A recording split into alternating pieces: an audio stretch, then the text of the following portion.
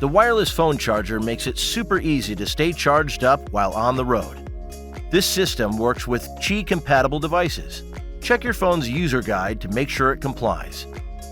The vehicle's power must be on for the charger to work.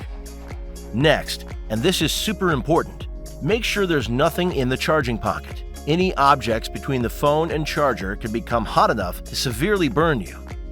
Now, place the phone face up against the rear of the charger.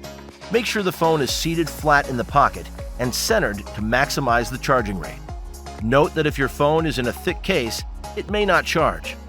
When the phone is detected by the system, a green charging icon will appear in the color touchscreen display. If a warning icon like this appears, remove the phone from the charger, double-check for other objects in the pocket, rotate the phone 180 degrees, and reinsert it into the charger. And if this icon appears, the charger and/or the phone is overheated. Remove the phone and let everything cool off before resuming. See the vehicle's owner's manual for even more details.